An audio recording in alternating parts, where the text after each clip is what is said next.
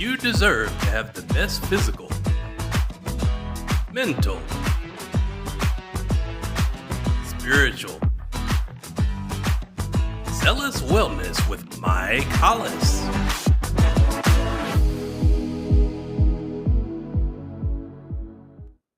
Hey guys, welcome to another episode of Wellness with Mike Hollis. I'm your host. I do apologize about our tardiness today. We had our guest actually had some little technical difficulties, and we kind of had to get throw a curveball in there and just kind of improvise and adapt. And that, it kind of like with football, I always relate to that because there's always a lot of talk about having to improvise the last second because there's a lot of things that happen in a game that you may or may not be ready for, prepared for, that just are something that's just happens out of nowhere, and you have to improvise and adapt to what the situation is. And that's really, you think about like the corporate world and how they, we like to, as a corporation, like to hire, former NFL guys because of their dedication, their persistence to what they did as a craft and an art, but also because of the mindset and having the ability to kind of deal with things under pressure in a good way. And so, speaking of football, because we had to change a little bit about our format tonight about our subject, but we kind of thought maybe we'll talk a little bit about the athletic journey of being a pro athlete. What does it take with nutrition, with working out, with all this stuff, and then post retirement, and kind of see what I personally went through. And of course, I'm going to have my producer Jason Wilson on the show with us today after we get back from a quick commercial break. But when Jason we get back from the break, we'll introduce Jason to you, and we'll just kind of like a little Q&A, just back and forth. And I'll talk a lot about my journey as far as in athletics and what my mindset was when I was playing versus now as a grown adult. So with that said, we'll be right back after commercial break, and we'll get the show started.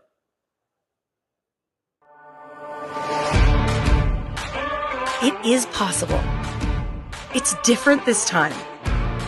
I'm showing up for myself because now I know that weight isn't about effort alone. It's not just calories in, calories out.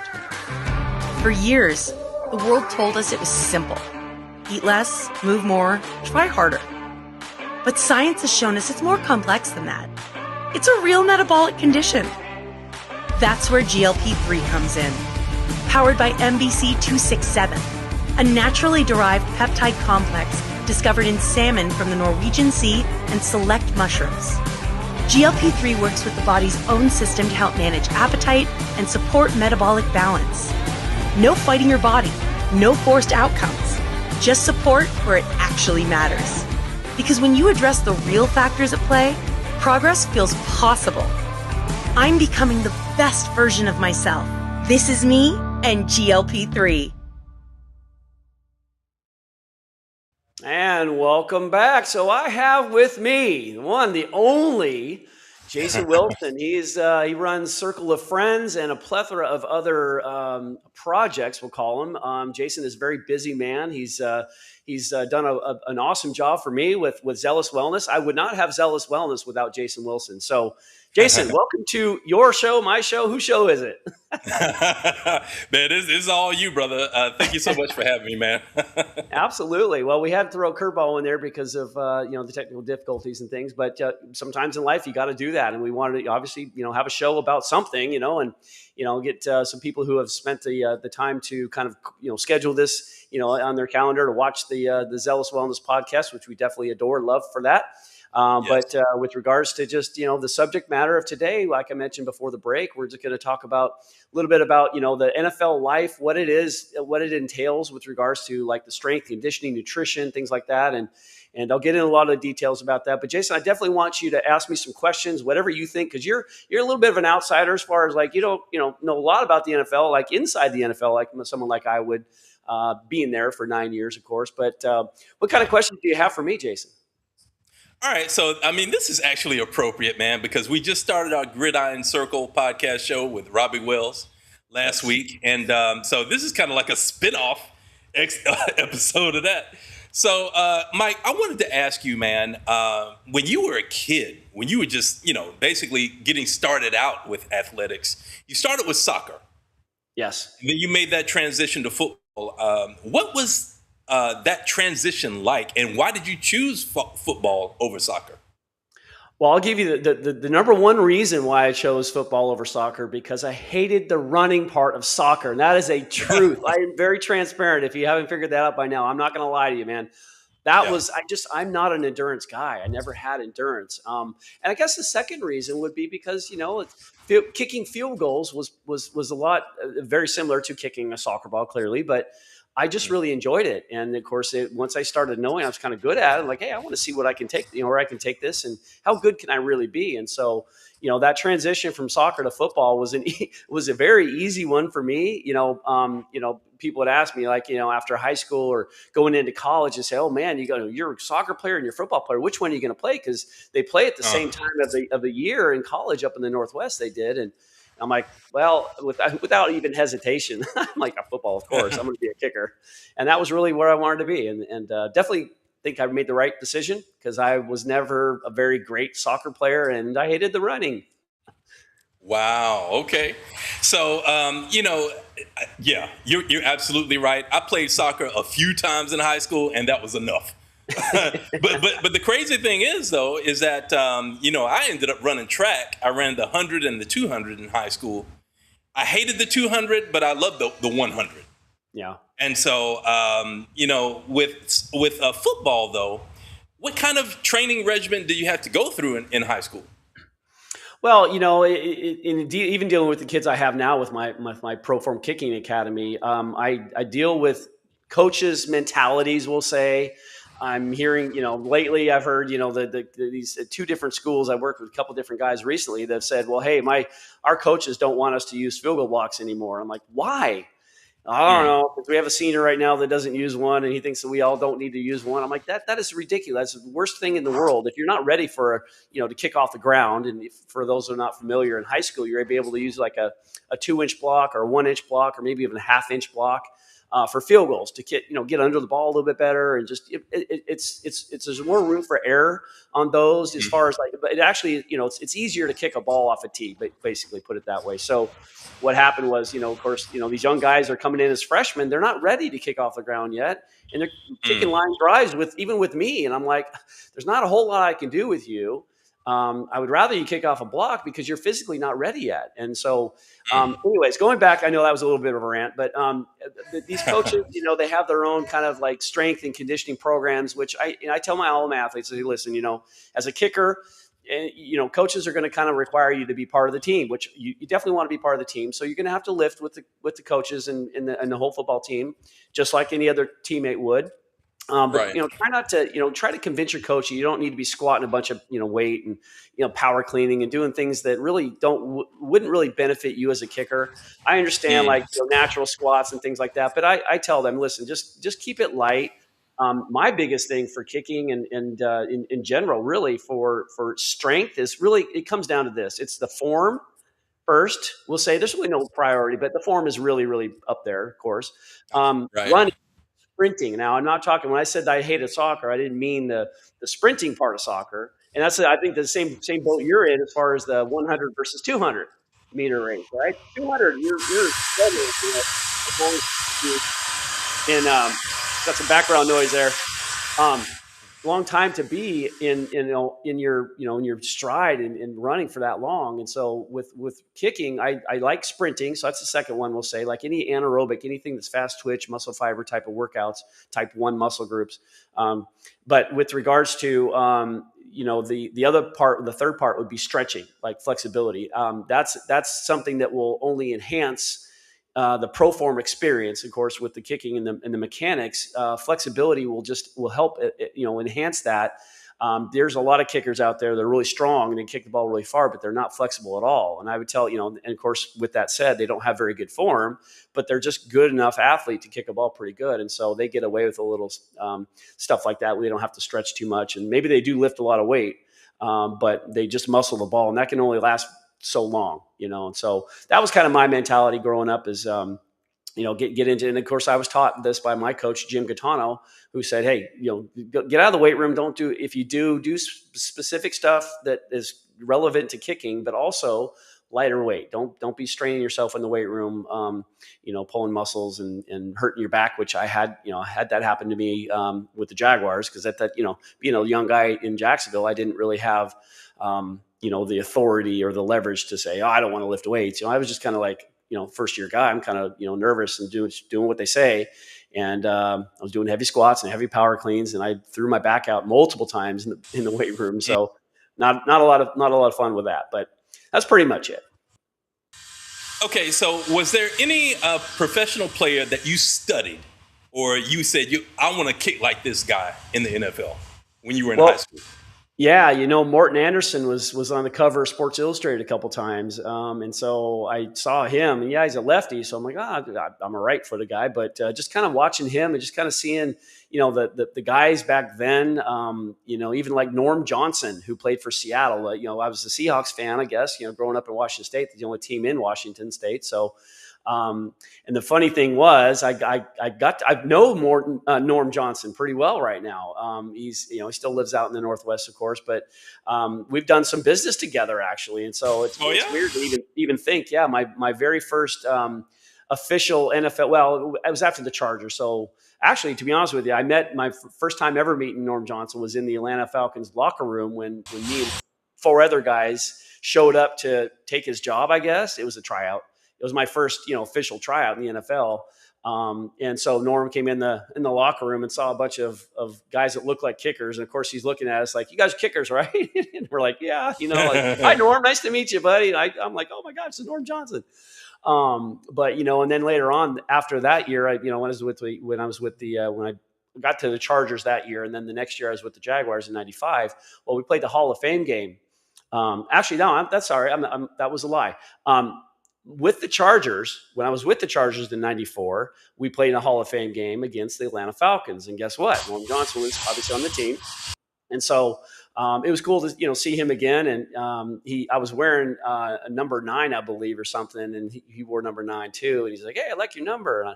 And I look back and I'm thinking to myself, what I said to him was, well, they just gave me his number. I was like, oh my God, did I just say that? I should have just said, yeah, I like 9 too, and I'm kicking myself every time I remember saying that. I'm like, that's kind of cool. Yeah, good times. That's funny, man, because Norm Johnson and Morton Anderson ended up playing for the Falcons. Yep, absolutely. Yeah. Both great guys too. Yeah.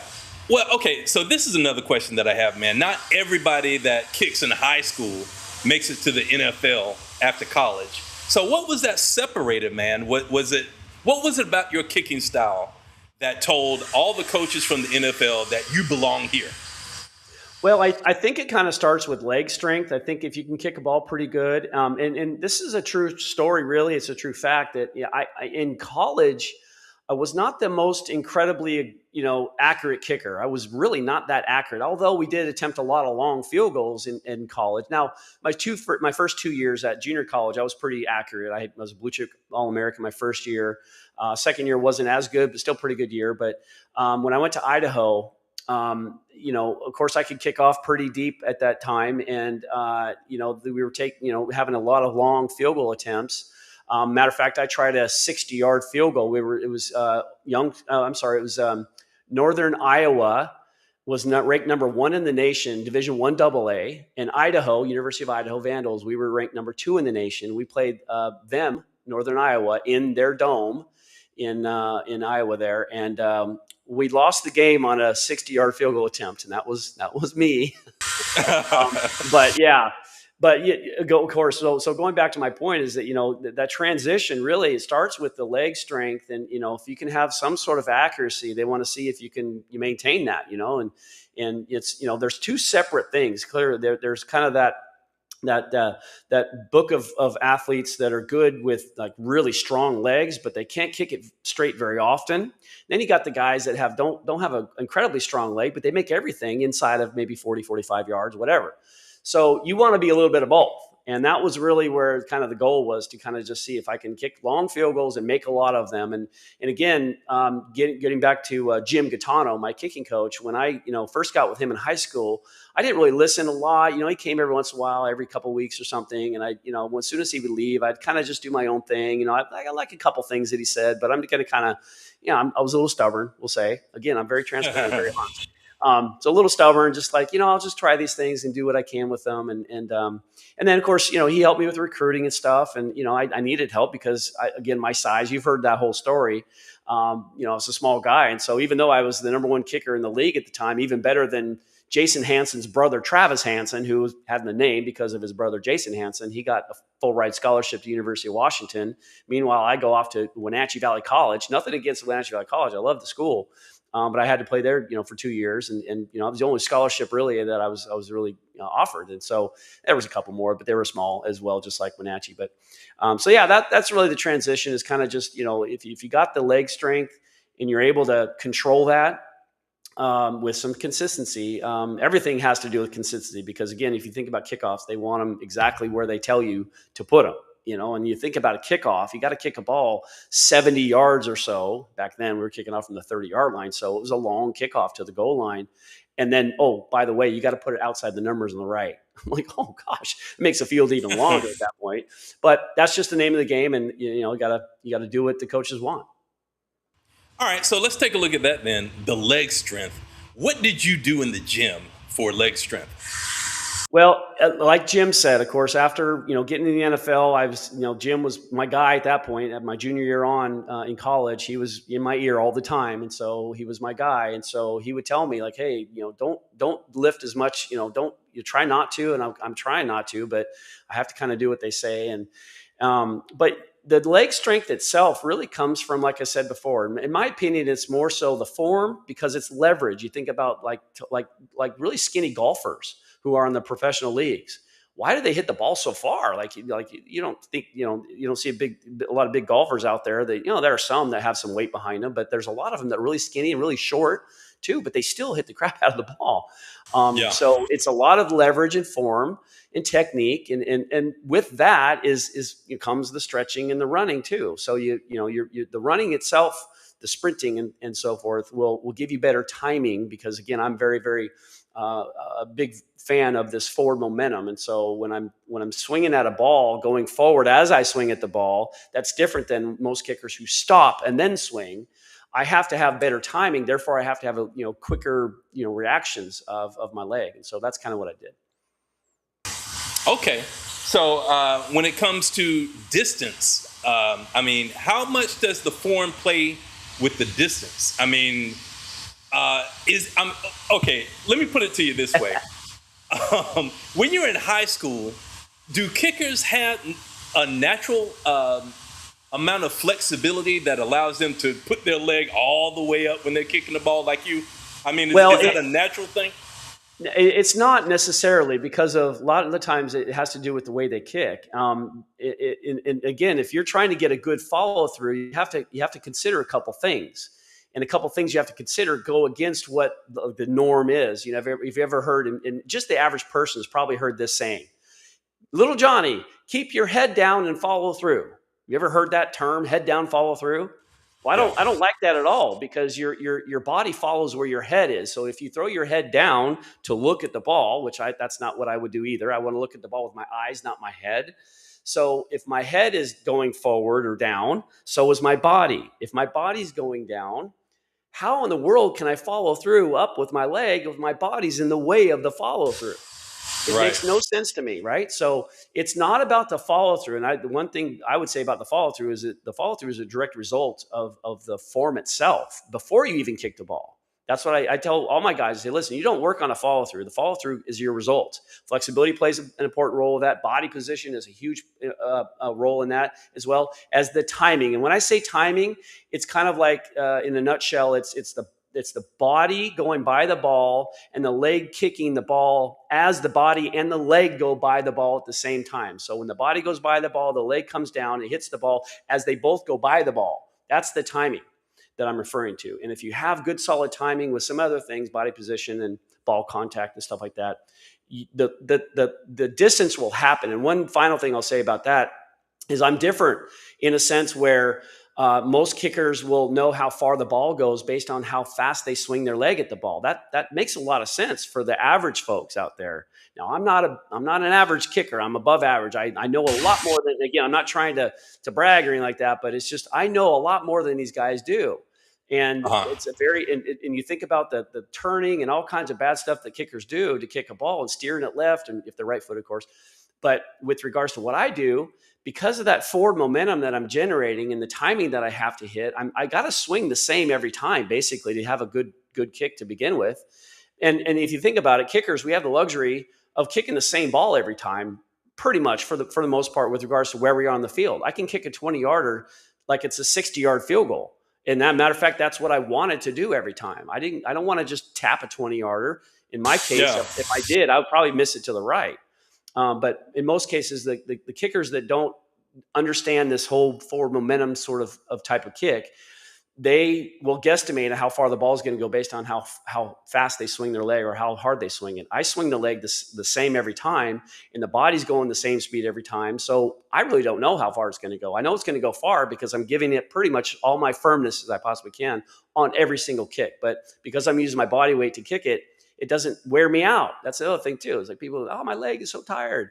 Like they call it this kick count. You know, these coaches out there say, watch your kick count, guys. Don't out kick your leg. And I've never said that to anybody, even myself. I have no problems kicking for hours and hours and hours because I'm not using just my leg. I'm using my whole body. And those guys are suffering because they're using their leg and they're in the training room after practice with ice on their leg and their back and everything. And I'm walking by like, hey guys, I'm going to go home and get some ice cream, you know? That's interesting, man. Okay. So, we were talking last season, man, about the Falcons. Obviously, man, that's my team. So I was going to talk to you about that.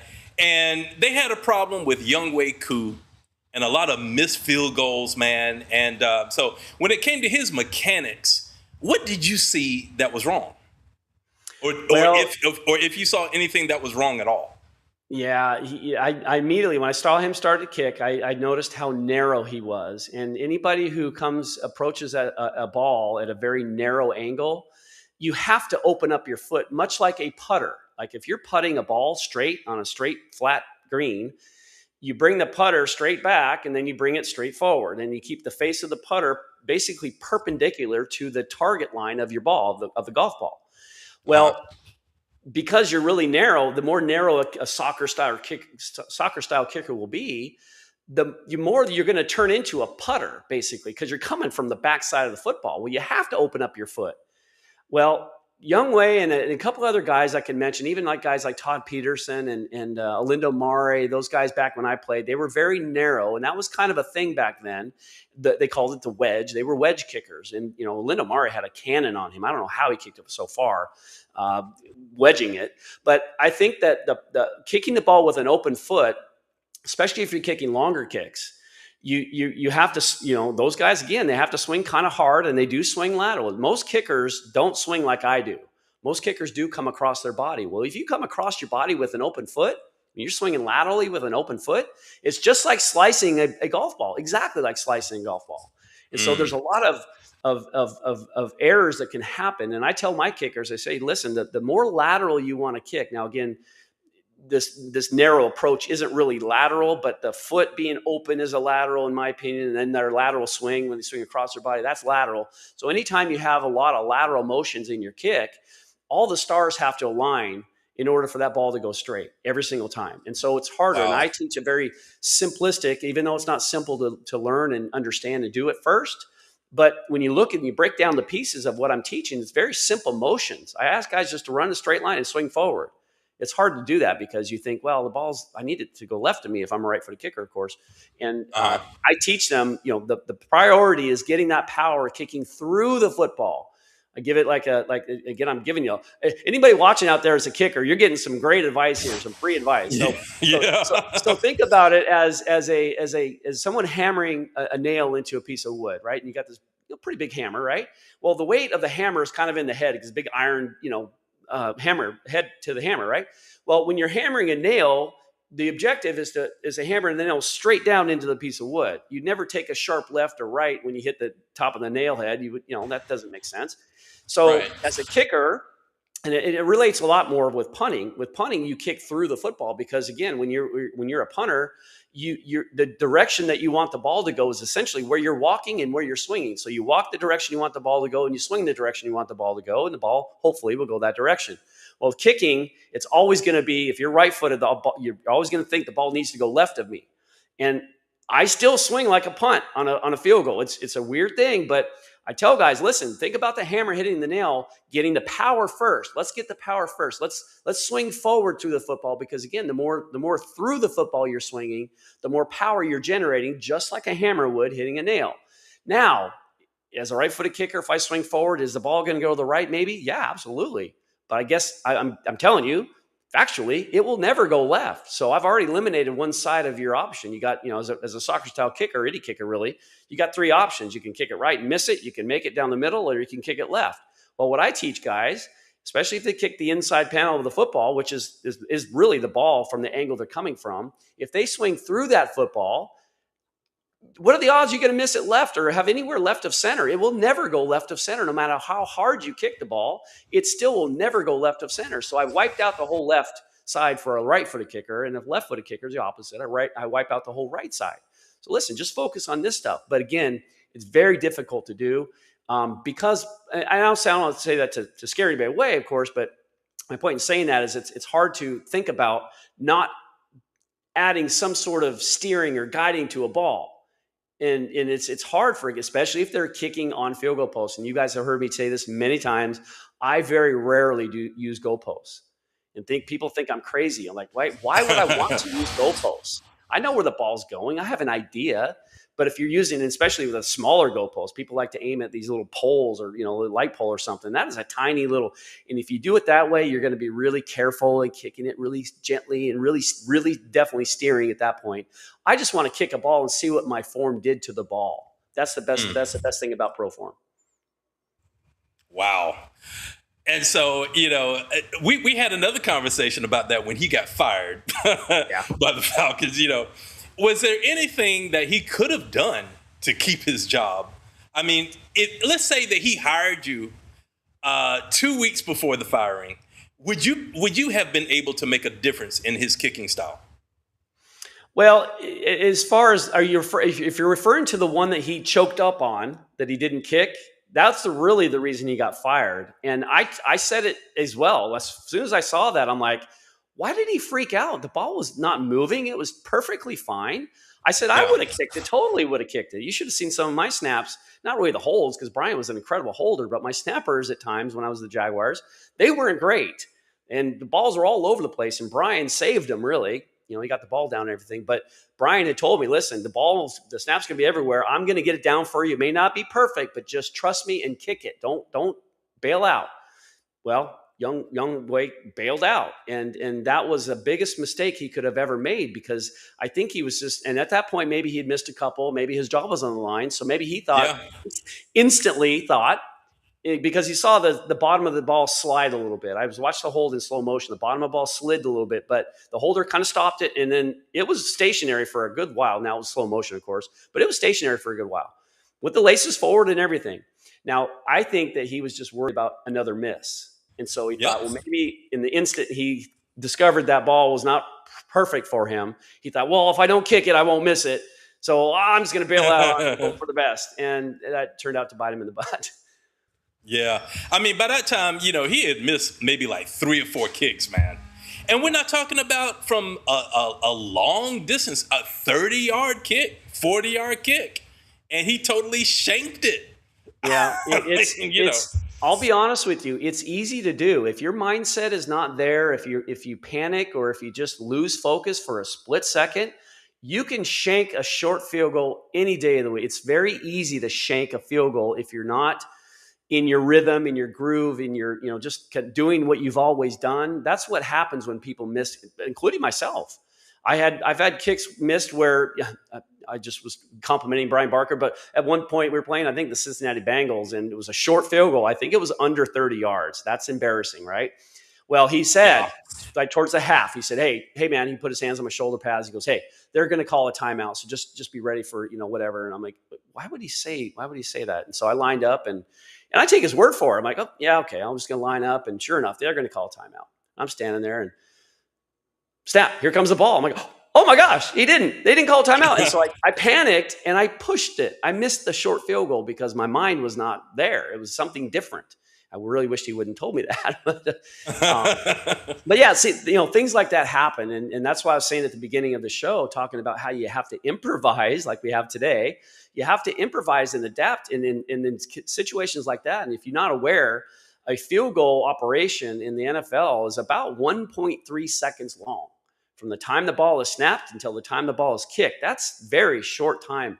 And a lot can happen in that short period of time. And you have to make adjustments without even acknowledging them. You just react. Your adjustments are reactions, really. They're not, you don't have, I got a couple times, seconds to think about, well, maybe I should not. No, you're just kicking it, and the best reactors in situations like that are the better kickers who can react the best. Interesting. Okay. So let's talk about your training and, staying in shape after football. And that's one of the toughest things that players go through is making that transition from, a regular schedule to absolutely nothing after they retire. So what did you do to get through that? Well, in all honesty, with my back the way it was, I've had 4 back surgeries during my NFL career. I did it the wrong way, and I had to learn the hard way, essentially. And I've shared this story with our viewers on this show many times. But when I retired, the last thing I wanted to do was go to the weight room, and I was like, I want to give my back a break. And I got kind of lazy, and I thought, oh, this is actually kind of cool. I'm taking my time. I'm just chilling now because I've played for 9 years. I deserve this break, right?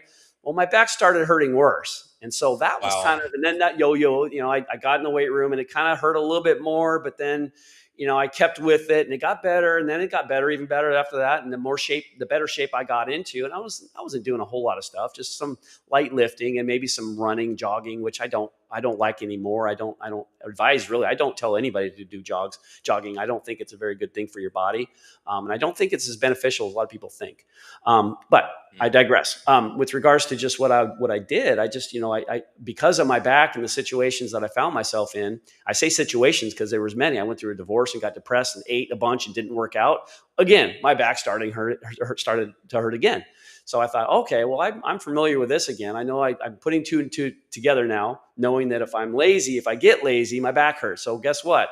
I got to make a lifestyle change. And I got to stay healthy. And once I really got in the groove of that, and title boxing was kind of the initial sort of thing. And so, a period of time went after I retired that I was kind of bouncing around. And again, I was trying to find something that was good as far as a workout. I didn't like lifting weights. It was boring. I just didn't feel much benefit from it.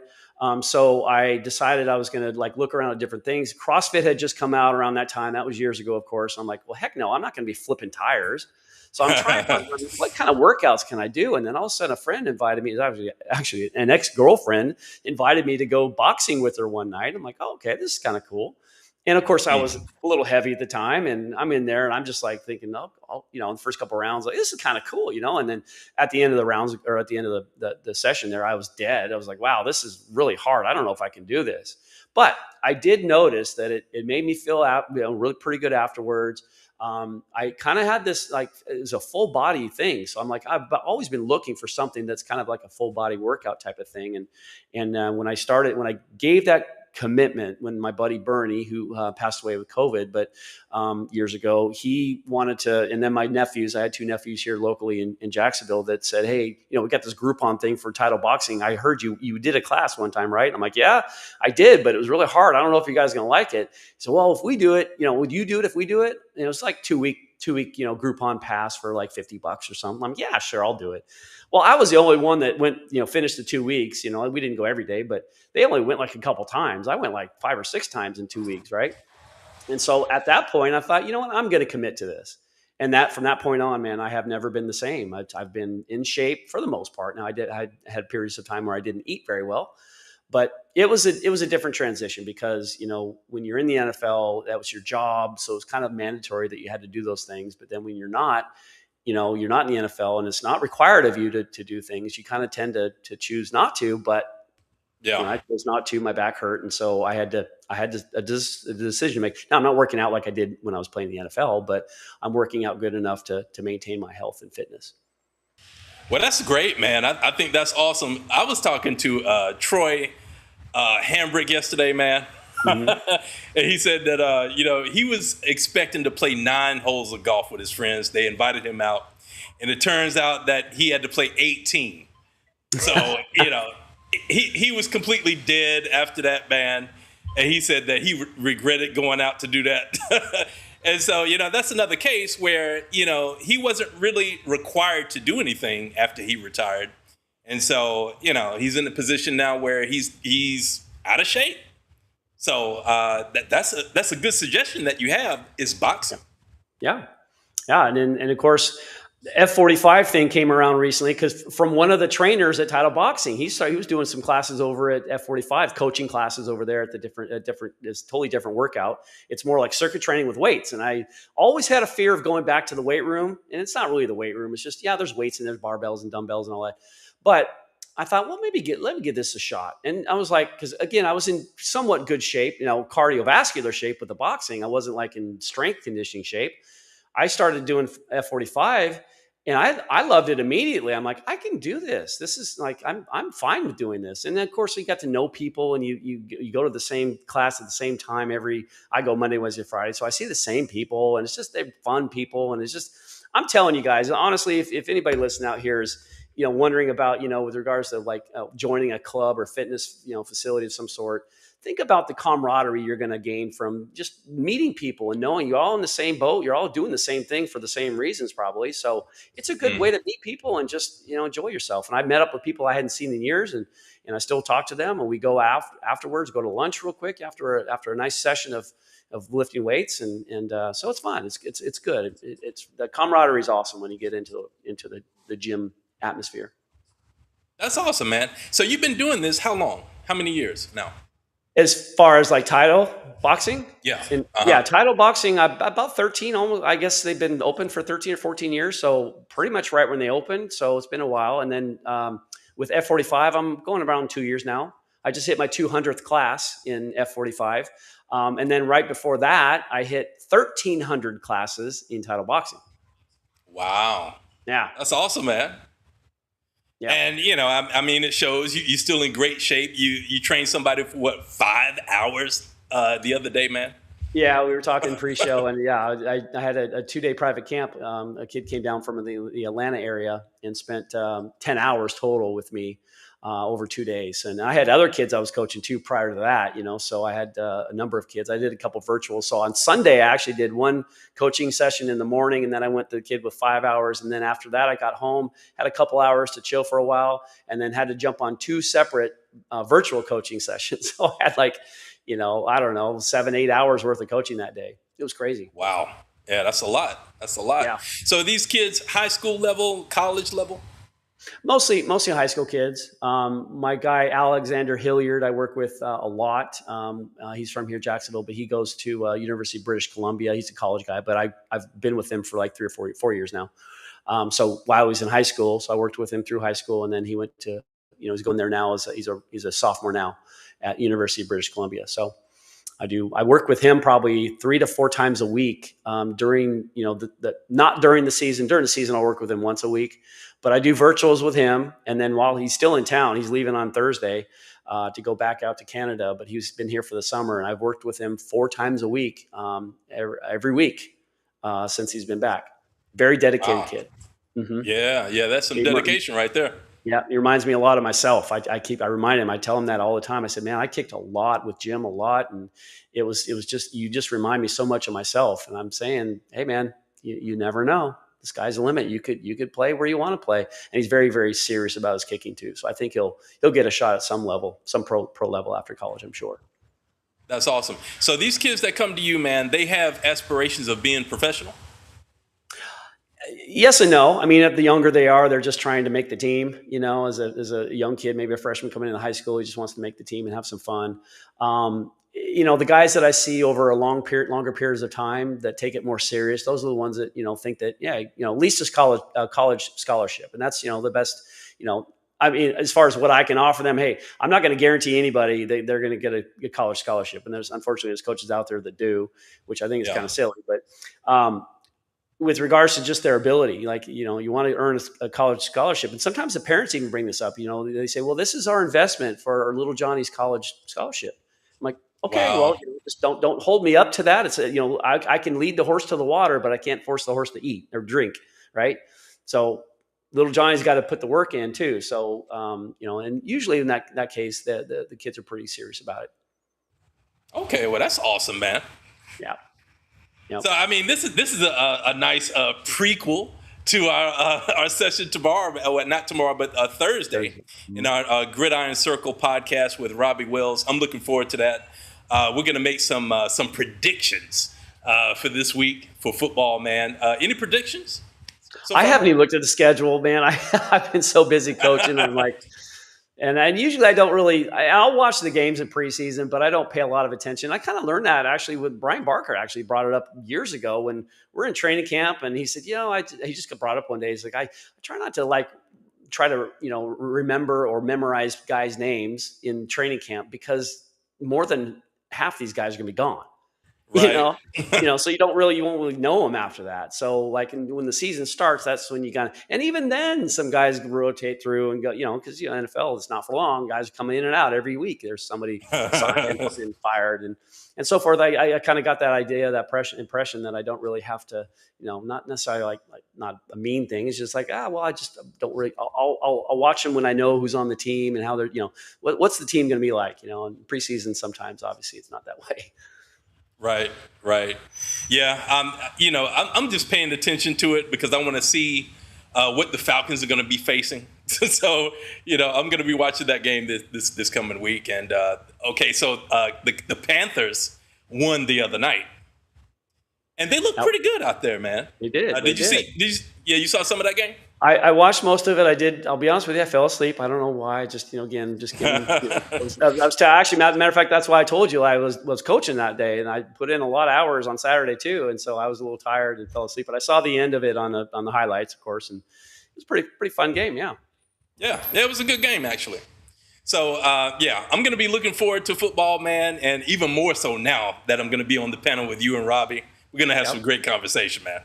Absolutely. You get a lot of insights, and that's one thing that I really enjoy talking about. And, they always talk like the Jaguars, and we're part of our Legends community, our Jaguar ambassadors, we used to call us. But we go around the suites during games sometimes, and it's funny because the people that are in the suites, most of them have been there for a long time, and they really enjoy talking. Now these days, the team is 30 years old. The Jaguars are 30 years old. I don't know if you know that. Wow. Yeah, right? And what the people who are still in those suites always remember were the glory years of the Jaguars, the late 90s when we were really, really good. And a lot of us, part of the Jaguar alumni group and Legends community, we call them now, we were part of those teams. And so when we go around, they know exactly who we are, and they just pick so tell me about this one. And they love the stories that we share because we have the inside of the stories that we can bring up, and talking about coming back from that Denver game. We knocked off Denver in the playoffs and flying over the stadium and seeing all it's just, So I've had so many good memories of those years that we were really, really good. And the support of the city and the team and everyone around us was just an incredible opportunity, incredible time. It was such an awesome experience and incredible time to be alive in Jacksonville during those years. That's awesome, man. So I wanted to ask you this, man. Is there any way that you can get some footage of some of those interactions for our podcast show? That would be awesome. I can grab my phone and film ourselves talking and just, of course. Yeah, that'd be awesome. Yeah. Awesome, man. So, man, I really enjoyed this conversation. And, it was some wonderful information that you gave on kicking itself that, kids can take advantage of that, current players as well. And I mean, it's just a wealth of knowledge that you have, man. And it just goes to show, NFL legend, celebrated pro, several years. So yeah. Well, one shout out. I'm really gonna. Before I forget, I don't want to forget. Adam the Goat Vinatieri was just put into the Hall of Fame, the NFL Football Hall of Fame. And I don't know if you saw him talk and in the speech he gave. Wow. He's a good dude. He's such a good dude and so deserving, so well deserving of this honor that he got as a Hall of Fame kicker. I think there's only three kickers in the NFL Hall of Fame right now, and he was the last one that has been inducted. And that was just a couple of days ago, of course. But his speech was awesome. He's just incredibly thankful and humble guy. And everybody should be like that dude. He's such a good, warm-hearted, hardworking guy, and he really complimented his parents quite a bit during that speech. And that's for everyone listening now, man. Just enjoy your parents while you can. Limited time, and appreciate what your parents have done for you, and a lot of sacrifices and things. And of course, his dad was just in tears the entire time he was talking, just bawling like a baby. But I loved it. I was tearing up too, man. It was like really cool. That's awesome. So, Mike, that's all we've got for today. You can close us out, brother. All right. Well, I appreciate everybody for joining. Sorry for the mix-up. And as far as the technical difficulties, we'll get our guest on that we had planned probably in another time. But I'll give you a little hint. He talks about nutrition and with pets and how to fix issues with your loved ones, your little pets, your dogs, your cats, any sort of animal you have, and try to treat them with proper food and nutrition for their benefit as well. So that's a subject I've never even thought of, in a sense. Yeah, I've kind of thought about it, but he's like an expert in it. So hopefully we'll get Tom on later on in another episode. But I appreciate you guys enjoying the time with myself, and you guys had a chance to meet Jason Wilson for the first time, our producer. So thank you, Jason, for stepping up to the plate. Always enjoy that. You're always good for that. So definitely enjoy it. And we'll have an awesome Monday night. And then we'll see you guys next Monday night on Zealous Wellness with Mike Hollis and Jason Wilson. Take care, guys. We love you all. Take care. Thank you for watching Zealous Wellness with Mike Hollis. Please like, comment, share, and subscribe. See you next time.